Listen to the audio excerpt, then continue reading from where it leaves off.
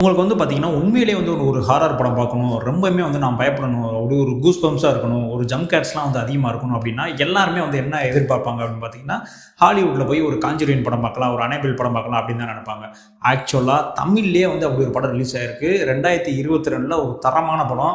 இந்த படம் வந்து நெறைய பேர் வந்து மிஸ் பண்ணிட்டாங்க. ஏன் அப்படின்னு பார்த்தீங்கன்னா, இந்த படம் வந்து தியேட்டர்லயே வந்து சரியா வந்து ரிலீஸ் ஆகல.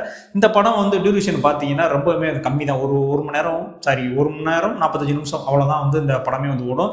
ஆனால் அந்த 1 மணி நேரம் 45 நிமிஷமுமே வந்து நீங்கள் அப்படியே சீட் டச்சில் இருப்பீங்க. ஸோ அந்த அளவுக்கு வந்து ஒரு பயம் கலந்த ஒரு த்ரில்லர் கலந்த படம் தான் வந்து இந்த படம். அது மட்டும் இல்லைங்க, இந்த படத்தை வந்து நீங்கள் ஃபேமிலியோடவே வந்து பார்க்கலாம். அந்த அளவுக்கு வந்து ஒரு தரமான படம் தான். எந்தவித ஆபாச சீனுமே வந்து இருக்காது.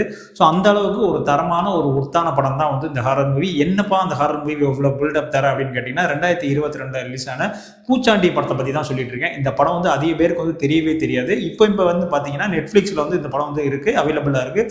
வேணும்னா அந்த படத்தை போய் அங்கே போய் வாட்ச் பண்ணுங்க. உண்மையிலேயே நீங்கள் இது வரைக்கும் வந்து தமிழ் சினிமாவில் இப்படி ஒரு பேய் படம், இப்படி ஒரு ஹாரர் படத்தை வந்து பார்த்துருக்கவே மாட்டீங்க. வழக்கம் போல தான் ஹாலிவுட்டில் இருக்கிற அதே கான்செப்ட் தான் அந்த ஓஜா போர்டு தான். அந்த ஓஜா போர்டில் வந்து ப்ளே பண்ணிட்டு இருக்கும்போது வந்து ஒரு மல்லிகா அப்படின்ற ஒரு பேய் வரும். அது வந்ததுக்கப்புறம் என்னென்னலாம் நடக்குது அப்படின்றதான் படத்தினுடைய கதை. இந்த படத்தினுடைய கிளைமேக்ஸை வந்து இப்பவும் சொல்கிறேன், உங்களால் வந்து கணிக்கவே முடியாது. ஒரு ஹாரர் மூவியில் ஒரு ஹாரர் எல்லாம் மட்டும் வச்சு அதுக்கு பின்னாடி இவ்வளோ பெரிய ஒரு ஸ்டோரியும் வச்சு கிளைமேக்ஸில் ஒரு ட்விஸ்டோட ஒரு படம் முடிச்சிருக்காங்க அப்படின்னா, அப்போ எந்த அளவுக்கு வந்து இந்த படம் ஒர்த்தாக இருக்குன்னு பாருங்கள். இந்த மாதிரி படங்கள்லாம் நம்ம ஆதரிச்சா மட்டும்தான் இந்த காஞ்சனா, அரண்மனை அந்த மாதிரி பேய் படங்களும் இப்போ வந்துட்டு தான் இருக்குது. அதுவும் நிறைய வந்து பார்த்துட்டு தான் இருக்காங்க. ஆனால் இந்த மாதிரியான ரியல் பேய் படமும் ஒன்று இருக்குல்ல, ஸோ அந்த எக்ஸ்பீரியன்ஸை வந்து இந்த படத்தில் வந்து உணர்வீங்க. ஸோ மறக்காமல் அந்த பூச்சாண்டி அப்படின்ற படத்தை வந்து டவுன்லோட் பண்ணி கண்டிப்பாக வந்து பாருங்கள்.